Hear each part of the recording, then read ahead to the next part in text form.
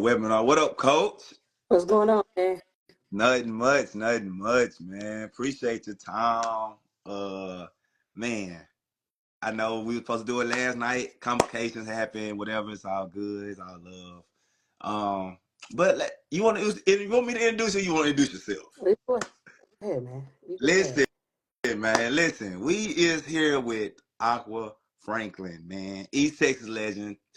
Tyler High School, John Tyler High School, Texas A&M, um, Sacramento Monarch, overseas, vet, pro, in the collegiate world, like just a winner. Like, you know what I'm saying? You're a winner at the end of the day. I went and did some research. Like, let's talk let's talk about Aqua for a minute. Who is Aqua? I appreciate it. Everybody, I let you introduce me. I'm as humble as can be. I think that, God put me on a path and I just followed it. And I've experienced some things that, I give myself 4 point guard from Tyler, Texas, would have never experienced. And being able to go play, have a great career at the high school level, move on to Texas A&M, play for the legendary Gary Blair, have some success there, uh, get an opportunity to play in the WNBA, which at the time is 144 athletes that get that opportunity. Having been around some really great people, and then moving on, get into the coaching career, coaching under some, unbelievable Hall of Fame coaches that are still going to this day. Man, I've been blessed, and I just want to give all that back to the next generation and the young people that I'm able to impact. Got you. So September 29th, 1985. You Tell me how young I am, man. listen, that ain't the point. You look good. Black don't, you know what I'm saying? Black don't crack. You hear me? Don't cry. Listen, we on that. We on that. But listen, Tyler, Texas, John Tyler High School. Just talk about like just growing up, just in general. Like, how was it? Because I'm from East Texas, and I know like basketball culture in itself is beneath the earth. I tell people all the time, it's just not up to par. Like when you go to the city, like so. How did you fall in love with the game of basketball in East Texas country towns? Like, and Tyler ain't what it is now back then. So For sure. So my mom had me in all sports, man. Like I did tap and jazz, I did soccer, I did t-ball, everything you can think of, I did. Um, I was gonna go out for football until my friends was like, "We're gonna be cheerleaders." So I was a cheerleader. So I've really done it all. And in Tyler, they didn't have a girls' league, if you will, and so. We signed up at the YMCA. My mama signed me up. Nobody really wanted to take a girl. Shout out to Coach Ricky Roberts. Was like, I'll take her. We were the Suns at the time, and I mean, it went from there. I played with the Suns, and up until I want to say my sixth to seventh grade year, and then that switched over to the Hoyas, which Ricky Roderick Redwine took over that, and then I played with the Hoyas. So I played with the boys all the way up until my ninth grade year. And that's what got me better. And believe it or not, I was one of the taller ones until we mm-hmm. hit. So And what everybody, grade is this? this was about sixth grade, seventh grade. So when Uh, did you actually start playing? I started playing at the age of 5. 5. Okay. I was young. And like I said, Ricky Roberts uh, was like, "I'll take a girl on my team," and it was myself and a young lady by the name of Vonda Harris. We both played with the Suns, and the rest was history, man. Like as we know, playing against guys, it's a little tougher, it's a little Yep. harder. Those things, and I had speed. I can get to the rag, I can shoot it a little bit, and so my game progressed because I always played against better, and Mm-hmm. and so it just went from there. And I fell in love with the game, not only because I had some success, but that just brought me like it was like a family atmosphere with the Suns team and the Suns Okay. organization. I mean, he had probably, I don't know, 6, 7 teams. Was this out of the East Um, Texas out of the area? East Texas Okay. area, just at the YMCA, Okay. right? Like it was the AAU where we were really traveling Oh, so too y'all was far. just pretty much in the In in Tyler. Okay. small tournaments. I think the Dallas Mustangs actually formed during that time, so we actually got to play them. And you know, I was Wait, right in Dallas the must mix with saying the the boys boys team? team. Yeah, Oh wow. was in the mix with all of that, and so yeah, the love of the game just grew from there. I think I was a born competitor. My mom is a single parent mom. Watching her work 2, 3 jobs, making sure that I had everything, and so my way of paying her back was I'm gonna make it right. And I told her, being in a small town, like I'll never live in Tyler again. That was my thing. Not Yeah.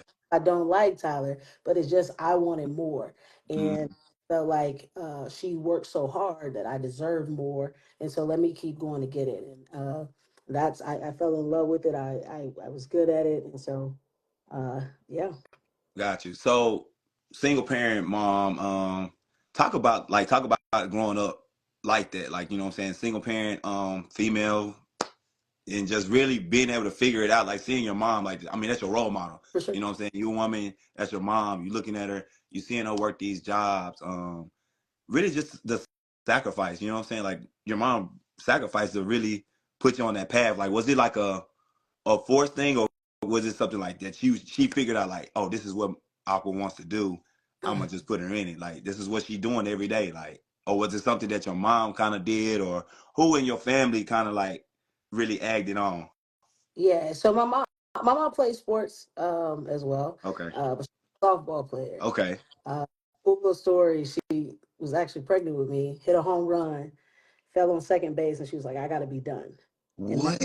yeah. So um, she was an athlete first, and she loved just being around sports. If you see her now, she's going to different junior college games. She still lives in Tyler, going to high school games, different things, yelling in the stands, still to this day.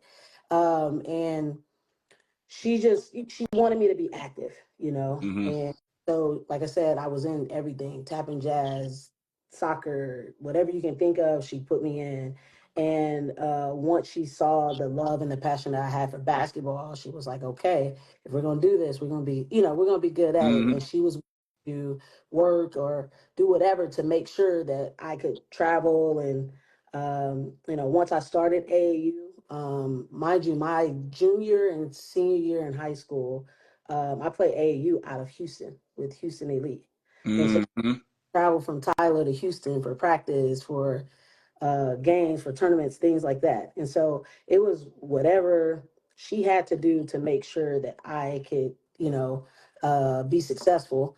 She didn't want me to have any excuses. She was willing to do. And so seeing her go through that, and mind you, it took a village, man. It wasn't just her. It Right. was my aunts. It was, like coaches that I talk about, Ricky Roberts, Mm-hmm. Roger, different people. Um, the McGills, like it was different people that helped get me to the practices that were local. Right. Obviously, sacrifice time, money. I mean, there's nights I saw her, she was tired, Mm-hmm. but she never let that affect anything. And so that work ethic and just being the best that you can be, I mean, I owe her my life, to this day, she travels up the highway. She's been to Lamar 3 weekends in a row. One to visit Mm-hmm. our team. We had family day last weekend. She cooked for the family day. So it's kind of like Yeah. whatever these need, and I was the only child for 7 years. And then my sister was born, who now coaches in high school back in Tyler. So it was What two of school? us. She's at Three Okay. Lakes. Okay. Got my sister, got me, and then yeah. Okay, so that's what I was gonna ask you. Was you the only child, or was it even times where like your mom? You said your mom worked a lot, so was there days where like y'all would go without seeing each other, or was it like, or she was like making a way? to be there all the time. Here, but she would be asleep. Like if you ask any of my friends when they come over, they're like, "Where your mom? She sleep." Okay, okay, You okay, okay, definitely okay. see her daily in the morning when she take me to school or what have you. Or there's times where she would work nights, and that way she can do everything with me through the day, get a quick night's sleep, go straight to work. And so yeah, there wasn't. She didn't miss out on a lot. Got that. Um, And that's what I was saying. Like you said, she worked a lot. So was it like stuff that you kind of had to figure out on your own, or was it like she was there? she She was was there. She wasn't gonna miss it. there. Like I said, she's a gym rat, man. She wants to be in the gym. Me going to A&M was a huge part, man. That recruiting process was my recruiting process was crazy.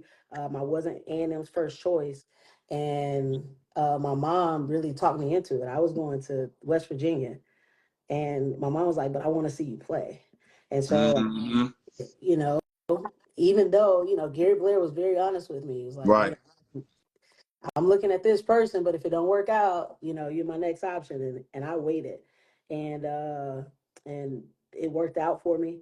And so my mom like very rarely missed a game. That's dope. And then so That's dope. So you said you played with boys. When did you actually stop playing with boys? it was my ninth grade year. Ninth Uh, grade. Okay. So right before you kind of got in high school. yes, and then my mom formulated a AAU team. I played with her. I played with a local team called Big Red. I played with um uh trying to think. Wait. I know you watching this game right now, but listen, man. If you're looking for exposure, you're looking to get to the next level. I'm Coming University is the program for you. The university for you, the community for you to get seen by these college coaches. Between two platforms, I have over 400 coaches that watch my stuff daily. They interact, they like, share, comment. So if you're looking for this type of program where you can consistently get seen by college coaches throughout your high school season, throughout your AAU season, then I advise you to book a call in the link in the description and get at me. Yeah, I did that up until my sophomore year, and then my sophomore year, I went to a whole bunch of camps. I flew out to UCLA. I don't know if you Mm. remember Chris, who played volleyball and basketball at John Tyler, but went on to UCLA and played both basketball and volleyball. Okay. And so I went out there to visit her and went to their camp. I went to Ole Miss camp. The whole summer was camps, and This I was your finally got sophomore year. Got sophomore year, you. and I got to A&M. I just came from Texas, and this is me being oblivious. Like, yeah, I knew Texas and A&M were rivals, but like I showed up to A&M camp in all Texas gear, like just because Mm-hmm. I just was a hooper. I wanted to show that I'd been to camp. I Yep. would think, you know what I mean. I was just a kid, country kid that didn't really Yep. know, and Yep. but Coach Randall Howard. He was there. He was working the camp. He was over Houston Elite at the time, and so I was hooping. He was like, "Man, who you play with?" And I was like, "Nobody." Yeah. Local teams, and so my mom came pick me up. He talked to my mom, and kind of the rest was history. I played all the way up, even entering into my freshman year of college. I still played AAU with Houston Elite. Okay. So Got you. So you talked a lot about going to camps. Like, so this going into your sophomore year, or was this like going into your junior year? this was going into my sophomore year. No, this was going into my junior year. My freshman year, I told my so this is going into my junior year. So Going into your junior year. Okay. Can you talk about? Do you feel like? So you say you tore your ACL. We're gonna get back to that, but you've been talking about camps, so we're gonna stay here for a little bit. But so from your sophomore year to your junior year, do you feel like that's what helped your recruitment kind of going out and going and getting in front of these coaches on a personal level? As far as like showing your talents, did you believe necessarily that you could play at these schools that you were going to? again, I was oblivious to it. I didn't know. And honestly, there was a book that was out, and I have to ask my mom what it is, but it was a book that was out about recruiting. And Fred Applin, who was an assistant at Texas at the time, told my mom about this book. So she read it about recruiting. And that's kind of how she was like, I got to get my daughter in front of these coaches. And she was like, I'm gonna send her to these camps. And because again, I wasn't on a big AAU circuit. Like, Mm-hmm. really saw me. We were good at John Tyler. Like, our record was good, but to Okay. actually get some attention, like, I needed to get on a bigger scale. And so she just started sending me to places. And it was more so the connections. And then it was also the letters at the time. So obviously no social media and all that. You would get the Oh, handwritten letters. And so as I was getting letters, my mom was like, they're inviting you to camp. You want to come, you want to go to camp? I was like, sure. And so like we drove to Mississippi. I did fly to California, but we drove to most places to go to these camps. And I think once I got there, I don't know that they expected me to actually perform the way I performed when I got to camp, because it was always, mm-hmm. Because man, who you you play? one of the smaller ones. Right, right, Yep. right. And so, even when going to UCLA, they were asking Christy, like, she get play like that. She was like, I had no idea. Like, she just came out, Yeah. So, I think I surprised a lot of people in that. Well, that following year, I think we went 33 and 2 or In something high in school. high school, and Okay. so we got of attention statewide, right? And then my senior year, we went 34-1 and lost to Mm-hmm. with it was TK Starks, who ended up being my teammate, Ashley Bolden. It was Ty Jackson.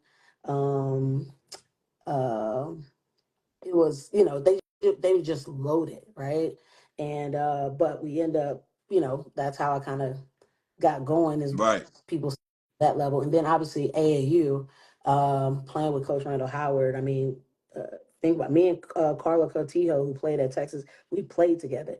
Mishaw, Latoya Mishaw, who played at Anna with me. Like, we had a squad, and so in that, and Adidas was huge back then, and so in that, that's kind of how my recruitment got booming. But it started with camps.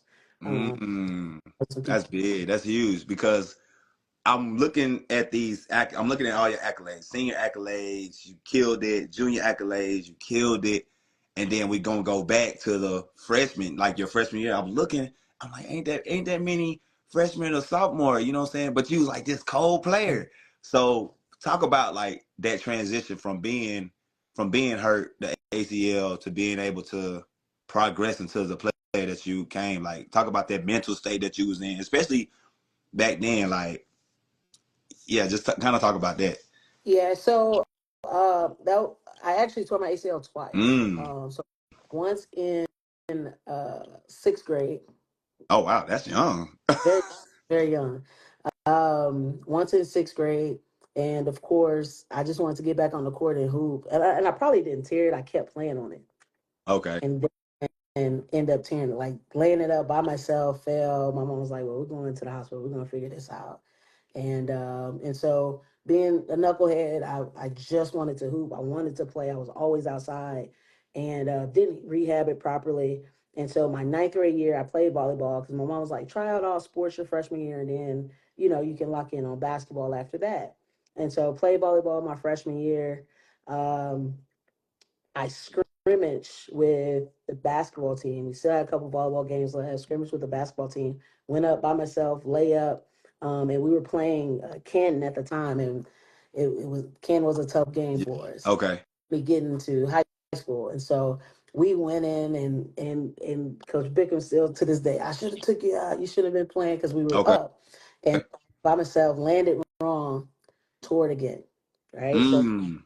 entire freshman season for basketball. And so I just kind of had it in my mind, like, man, it was taken away. I wanna be on the court. This is what I love to do. And so the Gotcha. work that I put in after that to make sure that the same thing wouldn't occur again.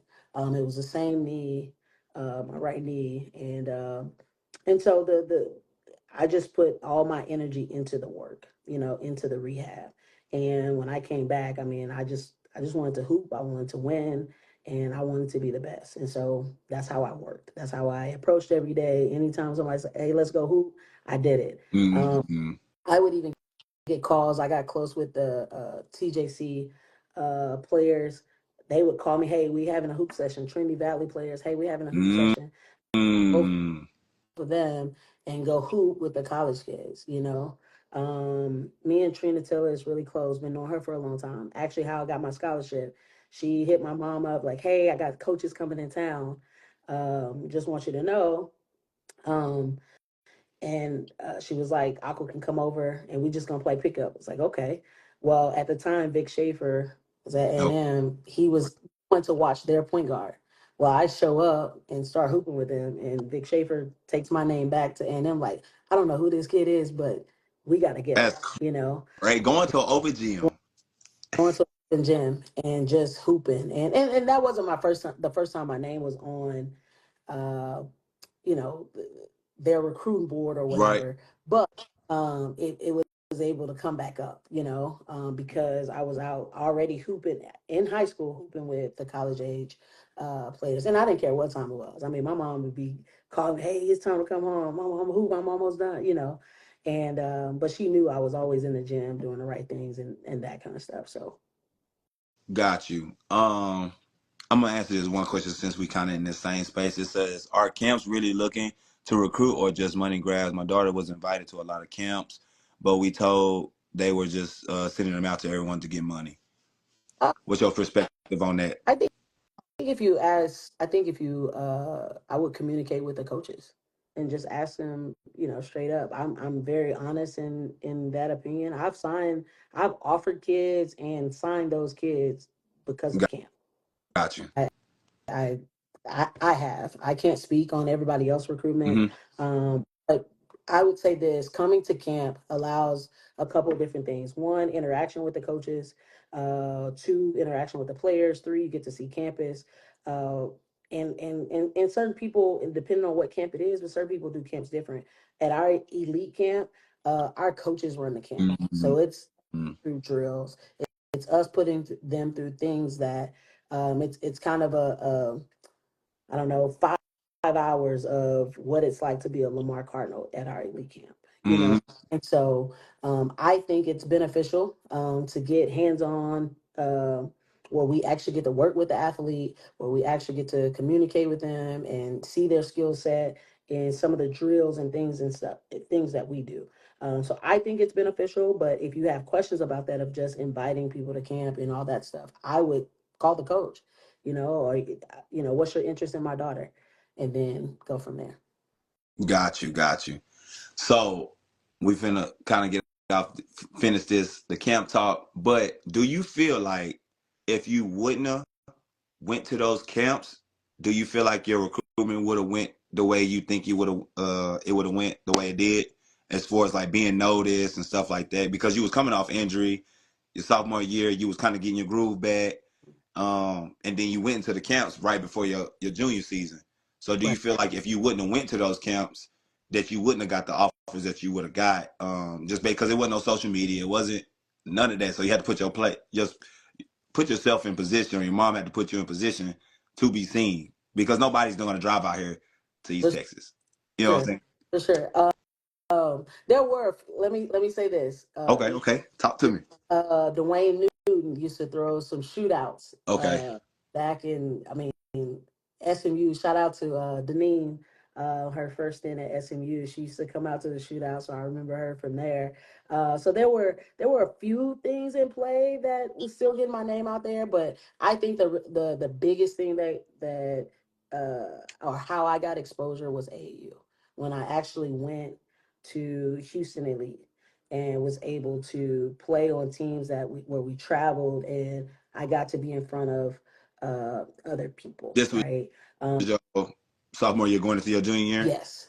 Got you. Yeah. So when I was able to get out and really play on a bigger scale, if you will, Hmm. that got me exposed and kind of got my name out there. Got you. Got you. So junior year to senior year, y'all took a big, well, I would say kind of a big jump. I mean, you only lost one game, you know what I'm saying? But like, just kind of talk about just the trans, like the culture of your junior year to your senior year, and then just being at, just really dialing in and saying, picking Texas A&M over, what was it, West Virginia, SFA, UTEP, like schools like that, like, you know what I'm saying, like you picked Texas A&M. So like, what was the going from your junior year to your senior year to kind of picking your school? Like, what was that about? Uh, well, junior, senior, we were a really tight knit group in high school. I mean, you saw, we called ourselves the superstars. We had like a little group, if you will. But if you saw one, you saw 4 or 5 of us. You Mm-hmm. know, we were really uh, good friends. Our parents were friends. Um, but once you get in that atmosphere, well, let me say this too. Coach Bigham worked us really hard. Got you. I mean, you talking about heavy robe, heavy vest every day. We were working, and when you work together that hard, and then you start seeing the results of it, Mm-hmm. about that then brings a team together.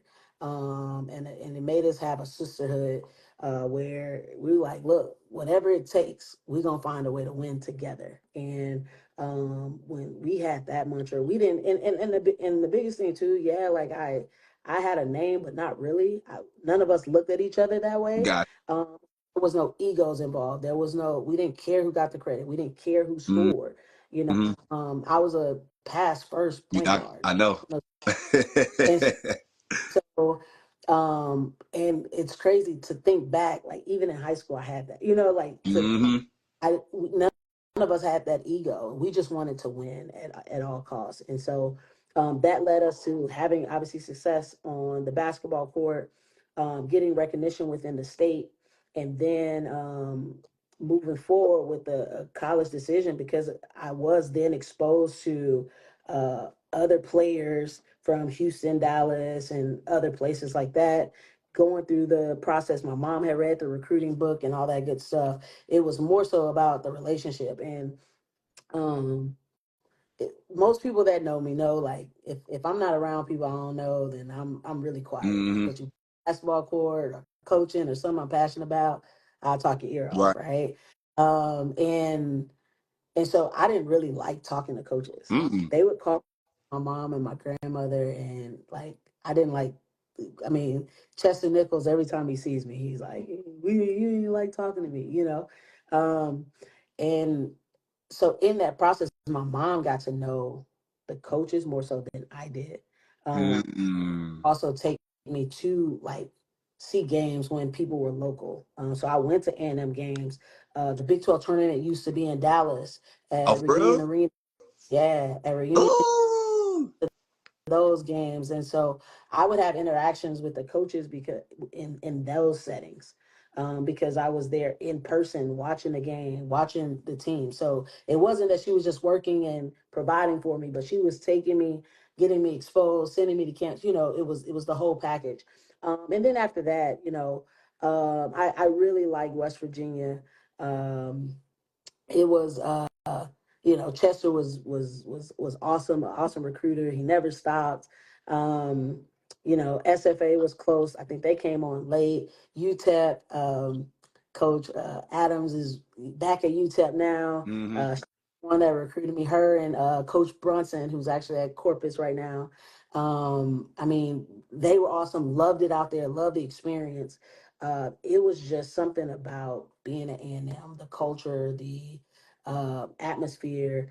I loved every bit of it. And and I would say my mom probably recruited them more than they recruited me, by taking me down there and all that stuff. And so it was more so we had decided like I wanted to be close and I wanted to be a part of something that was special like that. And I also would say that going to their camp and being on their campus and already seeing what it's Mm-hmm. about, Mm-hmm. I helped in that process as well. Um, and then once I figured out the rivalry of A&M and Texas, Mm-hmm. got let down by Texas. Like told me I was too short, those kind of things, and I was like, oh. Okay. Yeah. Uh, and so that was always in the back of my head as a player, and so decided to go to A&M. Got you. Got you. Wait for A&M, if you will. Okay.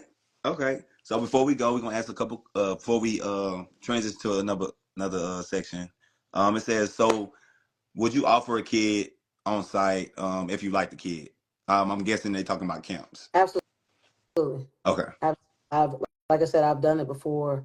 Um, Michaela Malone is she played for me a couple years ago, but I saw her at camp, offered her, and she came and was a part of our program. Got you. It says, would you allow a kid to come to work out if they feel they could play on their level to evaluate them and see if they really do have what it takes to play at the college level, or or college coaches allowed to do that? Yes, college coaches are allowed to bring players on campus and evaluate them and work them out on campus Got you. One more. Say as it again. well. And I said yes, I have done that as well. Oh, for real? I've Oh, that's dope. worked them out. Yes. Okay. I mean, whatever's in the rules, I'm willing to do. Like we're always trying to help.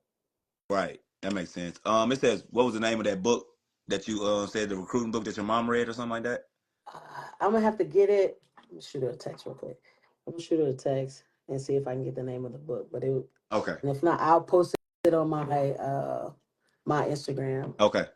out there if I don't get it before. Got you. Y'all heard what she said. Go to her Instagram and follow her. She gonna put it on there. All right. Now listen. So we at Texas A&M. Talk about your first year at Texas A&M. You was the only starting point guard in the Big 12. That's impressive because the Big 12 was booming. Big Right. 12 was booming. You the only starting point guard. What year is this? That's in 04. 04. Yes. Yeah, Big 12 is rocking. So just talk about just being able to really go in 5'4". We gonna give you 5'4". And really just go in there and pretty much take a job. Yeah. You know what I'm saying? Well, it was. I mean, again, thank God, the way I grew up, I just wanted to hoop, right? Okay. And I saw an opportunity and I took advantage of it. I came in every day and just worked. And I listened to, Coach Blair, at the time, Coach Bond, White now was my position coach. And, she just took me under her wing and was, pretty much gave me like, here's the do's and don'ts. Mm-hmm. At the end of the day, take care of the ball, right? And the other thing that I live with live by to this day is, at the end of the day, no matter how you play or what, the most important thing is get the win, right? Mm-hmm. And so in that, I knew that I had scores around me. I'm a big system point guard. You tell me, hey, I need this person to get this shot at this time, and Okay. we'll make sure that Gotcha. happens, right? And so I just went in and just worked at it every day. I never came off the practice court. I never complained. I wanted to be coached because I wanted to be better. And so that first year, it was just listening. But I would tell you that I had some vets who really, really did a good job of just being patient with me, right? Because Mm-hmm. I didn't know anything. But they respect me because of how hard I worked. That's why I was about to ask you. I was like, why you think they kind of like embraced you or took you up under their wings? Of like, you know what, you got this. Like, Sure. And so working that hard, and here's the thing, any Vic Shaver, Gary Blair, Kelly Bond team, like Johnny Harris, like you're gonna work, you know. mm-hmm. And if you look at their teams now, all of them are head coach, you look at their teams now, like everybody's gonna work. And so I earned the respect by working. And then I knew as a point guard, the one thing I couldn't do is turn the ball over. And so that's what I was really good at is not turning the ball over. My assistant turnover ratio was top in the country. I think I led it my sophomore and junior year. I led the country in assistant turnover ratio, and just really learning Coach Blair and understanding what he wanted. And so I wanted to make sure I did that. And Gotcha. once I did that and learn the system, I mean, I still can run all his plays in my sleep right now. Mm-hmm. Just knew exactly what he wanted. What made you take on that pass first? I'm gonna feed you first before I get my point guard mentality over the scoring mentality. Where did that I Where did that come from? Because I feel like you can by the time you hit high school, like you figure it out, like, you know what I'm saying, which way you want to go. You want to go pass first, or you kind of want to go score first? Like, I really didn't. It wasn't. I can't think of a moment. mm-hmm, It was so that I just want to win. So if mm-hmm, that's scoring, then I'm a scorer, right? okay, Like, if that's because there's college games. I had 27 versus Texas. I had so I could score the basketball. right, Um, but I just wanted to win. So if somebody else high, or I need to get somebody else going, or whatever that looks like, that's what I wanted to do. got you. And so I think that being able to do both, Mm-hmm, be who I was, right? Shot clock going down, I wanted the ball in my hand, okay, like just okay, what it was. I wanted to take on the ownership because at the end of the day, I told you the most important stat was a W. So if I needed to find a way to get that, whatever that looked like. got you, got you. So sophomore year, you got all Big 12 honorable mention. Junior year, y'all come to Big 12 champs. Just kind of talk about that. It's the first time the team was able to do it. Just talk about just being able to go in there and kind of help change that culture. You've been there 2 years. What is the culture shift looking like? I didn't go back and actually look at how Texas A&M before you got there, but like, what was the culture like with those 2 years? And then your junior, y'all kind of, it seemed like y'all kind of made a big shift in a sense. Well, I was a part of Coach Blair's staff's recruiting first recruiting class to A&M. Got you. Brought in, I want to say it was six of us. I think five finished. So that was a big key start. Now we had pieces in play, um, but the recruiting classes that followed the 2004 class were very instrumental in our success. And I think a lot of those young ladies came from the Houston area. A lot of them came off Houston Elite. And then once we start winning, that opened up the door, right? Mm-hmm. We had Marinika Tunushe, Danielle Gann, TK, what they did, right? They were scores. So I didn't have to be a scorer. I could just be a facilitator. Mm, Pieces that actually fit their system and what we wanted to do. We knew we were going to play hard defensively. That was a given, right? And we wasn't going right. to outplay us. And it was then, Coach Blair was able to get on the board and do his thing offensively. And so it just worked because they found the pieces that work together, if you will. But going into it, I think my sophomore year, we thought we were really good because then Okay. we, are winning a couple of games. And I remember asking like we were all asking like, when are we gonna start playing like the Tennessees, the Dukes, Uh-huh. all these, and they like whoa, Yeah. but we had got to that point again to where we were connected.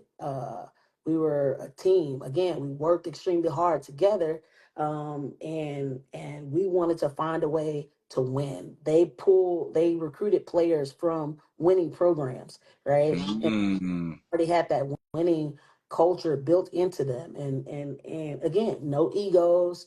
Um, but it's also too.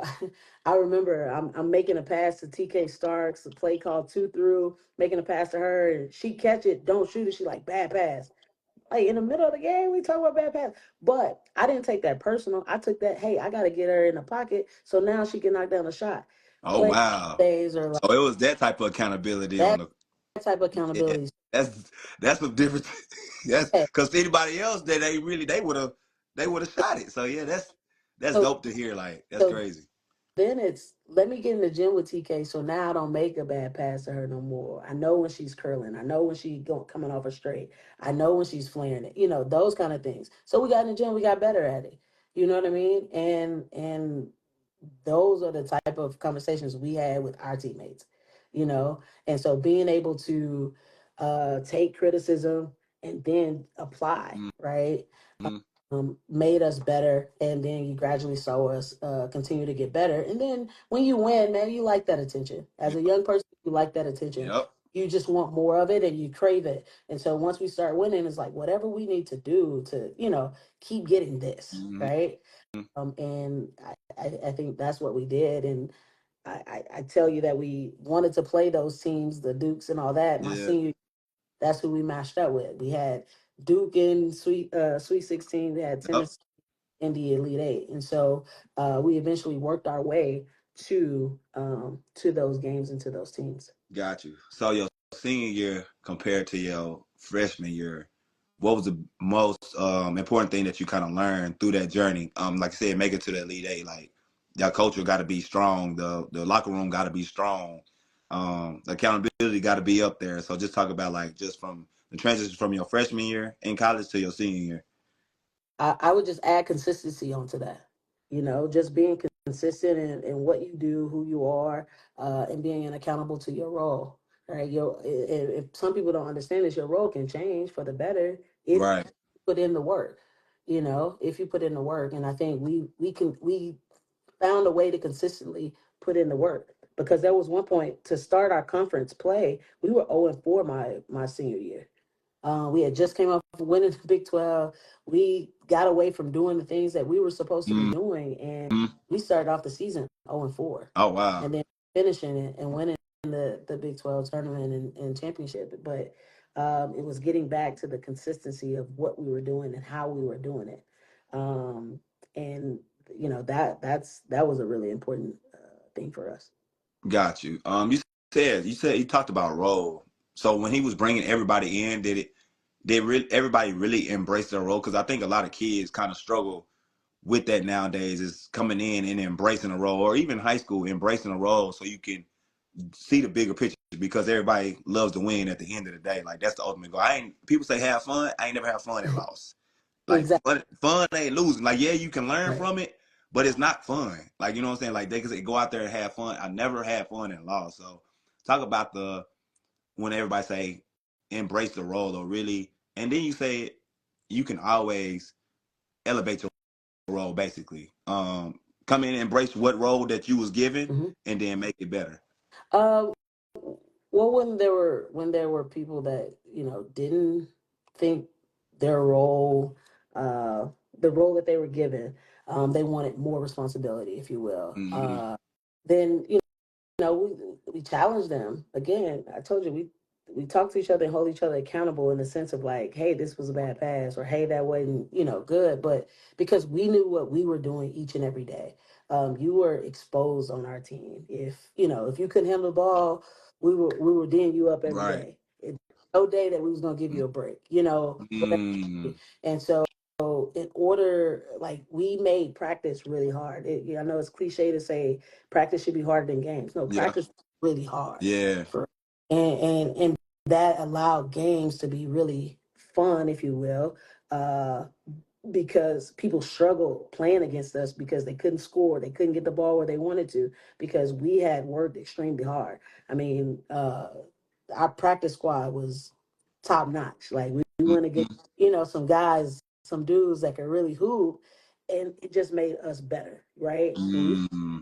we could stop anybody, when it was competition day. And so when they felt like but for the most part, everybody that had impact on our team embrace their role, and when people were not doing their part, we would just talk to each other about it. Like, hey, Aqua, man, like, I'm open here, or you gotta stop turning the ball over, or you got to guard her, or if you get beat, I got your back, I got your charge, or Mm-hmm. somebody's shot, and so we would communicate in that way, and so everybody, it worked Right. because everybody embraced, because and here's the thing: you just keep the main thing the main thing. We Yep. want to win. We Yep. want to win. So if I want to win, then I'm gonna do my part every day, every possession, and so I challenge. I mean, our team currently, like, we have those conversations. Hey, here's your role. Here's what your team expects of you. Here's where you can get better. But here's what we expect from you, and here's what we need each and every day. And if Mm-hmm. you have any issues with that, let's talk about it, because Right. he help you to get better. I'm very honest with my players in our Yeah, I program. about to say, it seems like you tell them like You it's, have to, because that's the role, though. Like, you can't go out in the real world and we you talk about this and players now, some think they're better than what they are or Mm-hmm. whatever. No, like here's where you are, here's where you can go. You can get there, but this is the work that we're gonna have to put in, right? And I never want anybody out there to, or anybody that plays for me, not understand what they're really good at or what their weaknesses are, but understand that we can always improve those weaknesses, right? Mm-hmm. Got you. Pro. When was the thought of like, man, you know what? I could do this. I could really make something happen. I mean, you 5'4", like you're against the odds. You know what I'm saying? Like, granted, yes, y'all went to the Elite Eight. You doing your thing, but at the end of the day, If you're behind on the recruiting trail, the recruiting process, Coming University is the program for you. It's the university for you. It's the family for you to make that time up that you miss your freshman, your sophomore, maybe even your junior year. So if you're a late senior, this is the program for you to get out on a regular basis throughout the season, the high school season, and get posted daily, monthly to these college coaches. Over 400 coaches between two platforms. This is the platform for you. Coming University. Don't miss your opportunity. politics say, nah, this you too small. You know what I'm saying? So when was the ideal of pro even a dream or idea? It was always a dream, right? Like Okay. back in my head, it's like, oh, I'm gonna play professional basketball. I'm gonna play, Okay. you know, and did I ever think it was possible? I don't know. Um, I remember draft day. Um, the Final Four was in Tampa that year, and I Mm-hmm. went out there to be a part of the "So You Want to Be a Coach" deal, Mm-hmm. and I I signed up for that. My coaches signed me up for that, and I then got drafted. And I think it's because of how far we went in the NCAA tournament, right? Mm-hmm. Of getting to the Elite Eight. The last time Tennessee won a championship was in 2008. That's the time they beat us, and so because we got there and how I played throughout the NCAA tournament, I think I got some attention of some GMs and things like that. And so Yep. I was invited into where they had the combine camp in Tampa. Okay. So both the combine camp and So You Want to Be a Coach. And my coaches asked me, Mariniki Atunche, actually, one of my teammates got asked to stay to go to the draft. Okay. And they were like, you can stay, you want to support her, da, da, da. I'm like, no, that's on her, I'm good. I'm gonna go back, Mm-hmm. right? I went back to A&M College Station. At the time, the draft was at like 11 a.m. So I went to class, all that. I text all my teammates like, "Hey, we're gonna watch Mo at my apartment." Blah blah blah. So everybody comes over, and we're sitting there and we're watching. Mo goes, I think 24th in the first round. I think 24th over, Mm-hmm. and we cheering, we watching the rest of the draft, and mind you, my draft class is tough. That's Candace Parker, Nikki Anasicki, Oh, that's shoot. Miles, that's like Okay. my class Okay. is Okay. low, and so we're watching it, and all of a sudden, like they just start talking about it's a little point guard, Aqua Franklin. I'm like, yo, like, talking about me, Wait, and so you didn't even no, know? I had You no didn't put your clue. name and nothing? Or No, I didn't. I had no wait, idea. hold on. So you didn't. So it's not like you write no. You didn't send no paperwork in. Be like, I'm I did. entering my name in the draft. I did absolutely nothing. I flew back home, flew back to College Station with the class. I knew my teammate was up there, and that was it. I hung with my teammates. They came over at 11. Draft started going, and they started talking about me. So from What? the in between time, I have no idea. And then next thing you know, third round, 34th pick. I think it was 38 in the draft that year. Picks. I was 34th, and Sacramento Monarchs select Aqua Franklin, and I like pass out for a second. And What? go crazy in the apartment. About 5 minutes later, Jenny Busek, who's my coach, calls me. I talk to her. I get set up with a couple interviews, and then it's like, all right, you got to go to Chicago this day. You got this, you got this. And I'm like, class, what we doing? So I had to get my life together and a really quick time. What? Yeah. That's crazy. Let me pause real quick. Let me ask this Okay. question. It says, what can a recruit do to get an offer from you, and what kind of kids catch your eye asking for these kids that are interested in Lamar? Well, offer for me, I'm big on fit. So we're going out. I'm not just, yeah, kid may be really talented, but do they fit in what we do? And that's just not basketball. That's who they are as a person, who they family are. Like all that matters to me. Because I have little ones run around, be around our team. I want them around good people. Those are their big sisters and things like that. But also to like um, I think what makes us who we are and the success that we've had in our program is because we all understand um, the cardinal way. Meaning we gonna be really good people. We're gonna respect people. We're gonna work hard, whether that's on the floor or in the classroom. We're gonna be respectful and we're gonna be truth tellers, right? And so there's a lot more that goes into it than just putting the ball in the hole, right? And then I would say if you're interested, you can email me, send me film. You can call me. You can I just got to get my eyes on them. I want to see them. Reach out to one of my assistants. We try to do our best to um, really dive into and get the best players that we can get that fit our program. Got you. So before we even continue, it seems like it's a lot of transparency in Lamar. Like it's a lot of because I talked to Omar. It's down to earth dude. It really seems like it's a lot of like, yo, man, you messing up. Like you need to get your shit together. Like you know what I'm saying. Like it seemed like it's that type of atmosphere there. A- Absolutely, it has to be. And the real world is black and white. Like Mm-hmm. we don't operate in the gray areas. But when young ladies walk into here, they're gonna leave young women who are ready and prepared for life, and that's really important to me. The basketball piece, that's the fun part, right? But it's who they are when they leave here that's really important for me. And I'm not gonna uh, lie to them and about life. I'm not gonna lie to them about basketball. I'm not gonna lie about what we see. I want them to know exactly what it is. As I recruit players, I'm honest with them and their families. Mm-hmm. If your daughter is playing, she's going to know why. If your daughter is not playing, she's going to know why. Mm-hmm. Have that conversation because she knows why. She want more playing time, then yeah. Now, are there situations where there's somebody who's playing more minutes than them? And, well, yes, Yeah. in the sense of like why am I not playing or why and I feel a way or I'm not happy. Well, we've had those conversations, I'm pretty sure, and if Mm-hmm. or the player is more than welcome to come talk to me and we can discuss it.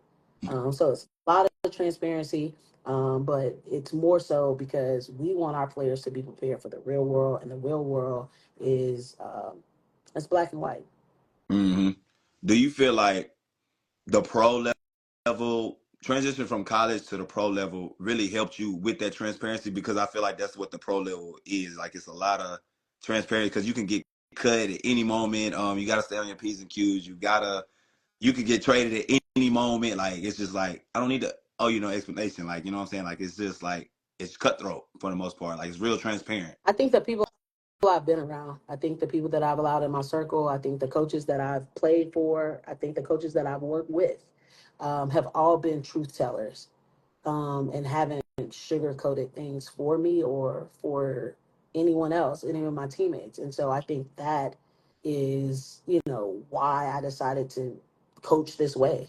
It's not about saving our players' feelings or anything like that. I'm not trying to take their confidence or anything like that. I can't take their confidence. And I explain that to them. You get your confidence through your work ethic, through your skill set. Um, Ooh, I don't know about that one. I feel like it's a fine line between that because I feel like you could work hard, but if you're not given the opportunity, your confidence can get taken away. And you can work out every day. You know what but I'm saying? You train every what's day. my job? My job is to win. If you're gonna give me an opportunity to win, then you're gonna be on the floor. some way, somehow. Now, Okay. again, it may not be 35 minutes, Right. maybe 15 to 20, right? But, Okay.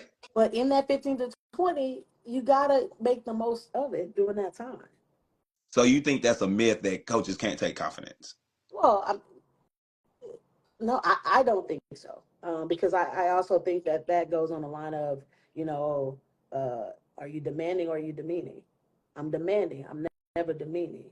I'm never going to talk down to a kid. I'm never going to talk at someone, but Mm-hmm. I demand everything you absolutely got because you deserve that from me to demand that. That's my ultimate, that's my job is to get the most out of you, right? Mm-hmm. Again, not just basketball, but also Right. in the everything else and everywhere else. Got you. So from my point, so I'm gonna backdoor and I'm gonna say if so basically if a kid is not getting on the floor, it's either something they're either not doing in the classroom or they're not performing in practice enough for to allow the coaches to trust you enough to be put on the floor. Correct, because you're gonna earn that trust in practice each and every day of your daily habits, right? But then I'm gonna also ask you how much time are you spending in the gym, right? If it's an academic situation, we have strict study hall rules, and it's based on your GPA, your cumulative GPA. So if you're 3.5 and above, you don't have any study hall. You 2.8 to 3 point, you got 4 hours, then it's 6 hours, then it's all freshmen have eight. Mm. Oh, I need more than that because only you know that, right? Right. I wasn't the brightest thing. The books wasn't. I wanted to hoop, right? I Right. could that, but also I needed to get my work done in order to hoop. So then I had to spend time in study hall and do a little extra, go see a tutor That makes or sense. those kind of things. And so it's the same thing with basketball. Am I getting in the gym? I mean, my coaches are dying to get out the office to do some extra work, right? Mm-hmm. I'm ask for extra work. A lot since COVID, man. A lot of classes are online. Yeah. Your classes are Yeah. online. Get your work done, and then get in the gym. Are you getting up extra shots? Or you have time. Right. Oh, for sure. I don't believe when people say they don't got time. You got time. Okay, so It's millionaires and billionaires in the world. You got time. sure. Yeah. And so, but it's also teaching them that way because everybody don't know. Yeah. You know, it's also teaching them that. And so, in our program, we try to teach them that. But it's also too like it can't just be me giving or trying to get from you. You got to give as well. For sure. So For sure. One question real quick, or a couple questions. It says, can someone share your number with me so I can call and come get my daughter in front of you? yeah, how about just DM me and I'll share my They number. go to answer right there. DM. I wasn't gonna allow her to put it on IG Live anyways. But anyways. Um, what is that? It says, do you promise kids starting spots when recruiting them? No, everything's earned. I mean, I'll give you the example. I have. I mean, I got a lot of seniors this year. 8 seniors on my Oh, team this year. hey, you finna go, you finna be out hunting this summer, huh? We're hunting now. Uh, We're hunting now. yeah, I'm finna be out hunting for And real. Hey, you need some 25s? Hey, I got some 25s for you. Nah, I ain't gonna lie. we need a lot of players. And none of them I've promised a starting spot for the people that we've recruited in. Everything is earned. Got you. So back to the pro. So how many years did you play actual professional? Just two. Just Just two. I played one with year with Sacramento Monarchs. I played off and on with Seattle Storm. So two go point guards and Tisha Pinachero and Sue Bird. Ooh, Mm-hmm. you play with Sue? Play behind Sue. Spirit. You Yep. know what I'm saying? Listen, man, you know what I'm saying? You got to experience it. Kind of talk about your 2 year experience. Like, just what did you kind of learn to be able to take to the coaching world? Just how to be a pro, in every aspect. I learned, I think at A&M it was a strict system. This is how we did things. I learned the game from a different lens, and being able to. I mean, Brian Agler was really really good at how he defended things and ball screen situations based on personnel and being able to navigate uh, those kind of strategies, at the next level, allowed me to now simplify things as a head coach for my players. And so I just learned to look at the game from a different lens being at the professional level. Got you. It says what does the development piece look like down there? Because a lot of these kids get to college in the same and look the same as they did in high school. So what does that look like? We take every opportunity to skill development. I think my coaching staff, if you look at my coaching staff that I have put together in Coach Ray Patch and Coach Omar Sneed, their background is development. Mm-hmm. Both, I mean, Ray did it a lot on the West Coast in Arizona. Uh, Okay. the high school head coach on the boys and girls side, but also had his own skill development program. Coach O had O Lab doing skill development on the women's and boys side. And so I mean, we can't get better as a team if the individual don't get better. So we take time out of practice to really lock in on the individual work. That's every day. Mm-hmm. A guards and big section where we're working on now to get the one-on-one attention and those kind of things that happens in the summer and then in preseason. And then once we get into season, it's still tailored to the individual, but it's more of a kind of guards and bigs type of situation than just focus on one athlete. Now, the spare time that I talked about, that we do have young ladies that come in and get what you would call what their daily vitamins, if you will, and they Mm-hmm. come to the coach. This is our time, and now it's just some one-on-one time. So uh, we definitely take time to work on the individual to get them better. I mean, if you watched any of our games or looked in the past, I mean, look at NJ Weems and what she's doing for us. She's coming off a 26-point game, Mm-hmm. just continuing to get better. Which, if you know our team, you would think Sabria Dean or Acacia Davis or are always our leading scorers. That's not the case. Every now and again, we'll have other individuals that'll step up.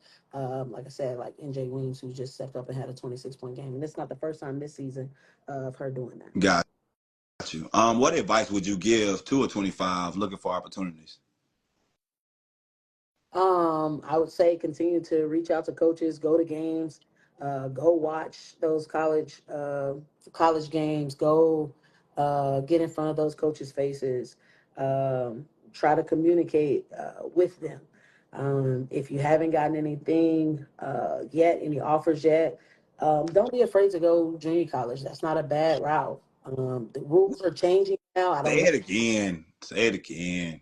Golly. But schools are changing now. There's some really, really good coaches who know what they're doing, who have had success in their program, not only just winning at their program, but getting players to the Division 1 level, Division 2 level, but also to like find a place that fits you. Like everybody can't come play at Lamar, Mm-hmm. right?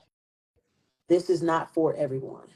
And I'm not saying that to be arrogant or anything like that, but you have to know your skill set. You have to know what you're really good at. You have to know how you like to be coached. There's a lot that plays into that. And so I think really go or find a place that you're really comfortable with, that you have a relationship with those coaches, and then go forward from there. But like I said, don't be afraid to go the junior college route because I mean, it's not a bad option or it's not a failure. Got you.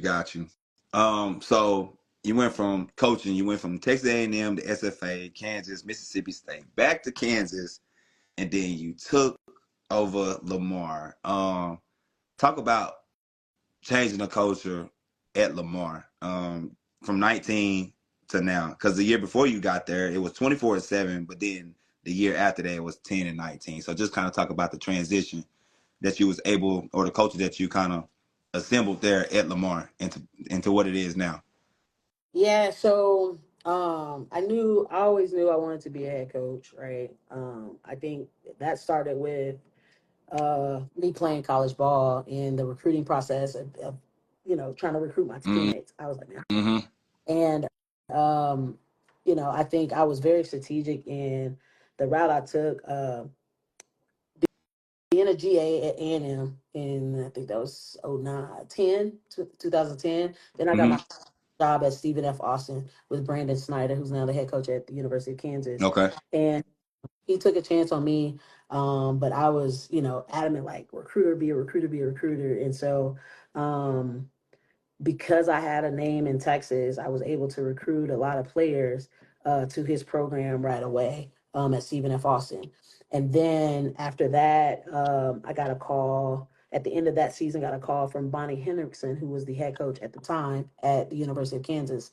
And I think she reached out to Vic Schaefer, was like, I'm looking for a young coach. And he was like, listen, if you want a young coach that can go recruit, I'll tell you, go get Aqua at SFA.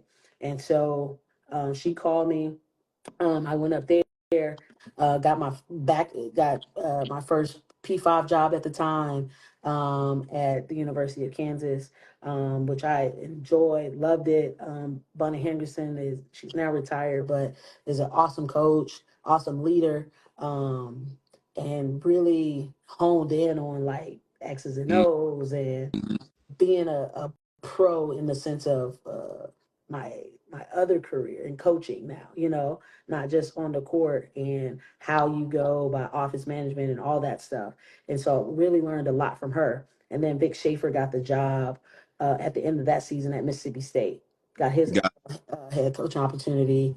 And obviously going back to somebody that I knew, who I played for, knew his system through and through, wanted to help him get going, and so spent 3 years with him. Again, learned a lot. He allowed me to coach. He allowed me to work with the guards.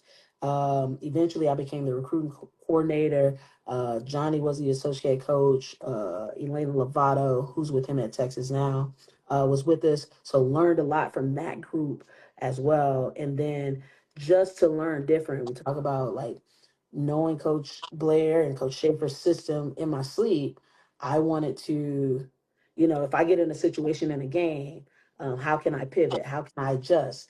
And so going back to Coach Brandon, once he got the job at the University of Kansas as his associate head coach, just looking at basketball from a different lens and just differently. So went on and went with him. And I think all my steps kind of prepared me for the moment to take over. Mm-hmm. And they had, two back-to-back conference championships when I took over. And so it was like, well, Mm-hmm. what people don't realize, 84% of that scoring went out the door due to graduation Mm-hmm. job. And so having to, I kept all the players and having to kind of input a new system, but also build those players up and then recruit. It's taken its time, but we've taken it year by year. And every year we've gotten better. And man, it's been an awesome. Yo, I'm in Texas. That's cool, right? I'm coming university. It's just not about Texas. It's about Oklahoma. It's about Florida. It's about California. It's about Jersey. It's about New York. It's about Montana. It's about Wyoming. It's about Washington. Coaches don't care where you at. If you can play, they want you. So if you need extra exposure to get seen, to get maybe an offer, we get constantly posted monthly so these coaches can see you. Book a call and join the university.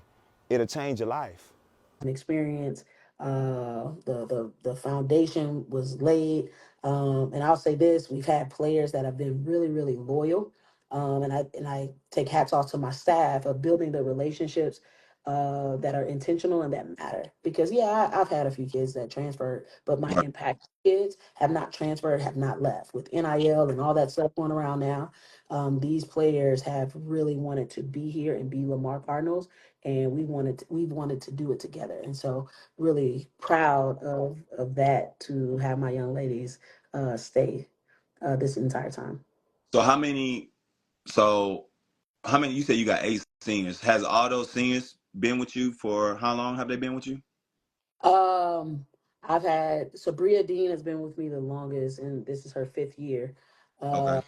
If pretty much everyone except for one, is a transfer in and Justice Ross. But everybody else, if they left JUCO or came here as a high school player, has been with me the entire time.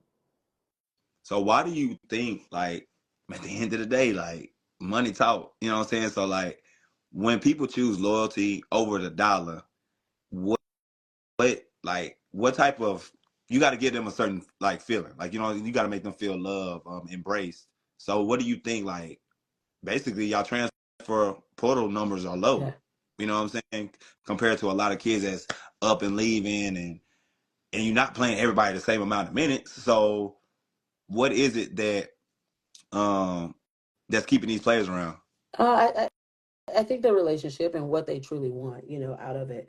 Acacia Davis is a really good player. She was up for the Becky Hammond Mid-Major Player of the Year award, but she's also a 4.0 student. Like, she knows exactly what she wants.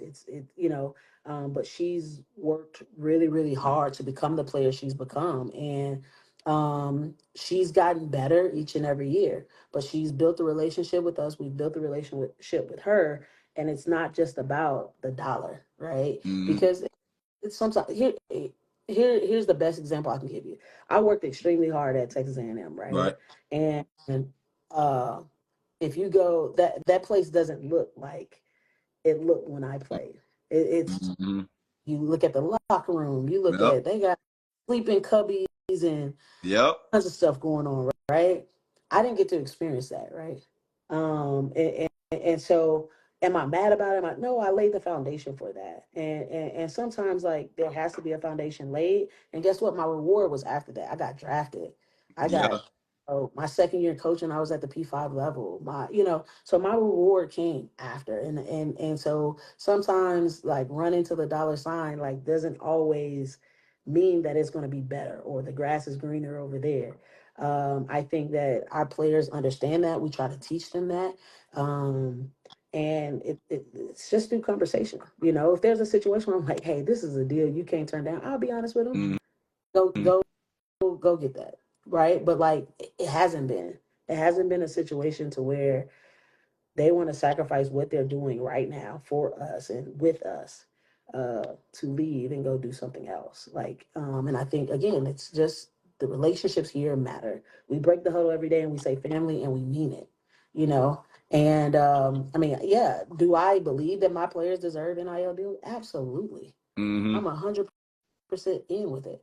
But everything happens for a reason. Everything happens for a purpose. We're gonna get them something. There's things that are in the works. It just hasn't happened yet. Right. Got you. So when you bringing in recruits and they're asking for a certain NIL space or NIL deals, or what does the NIL look like?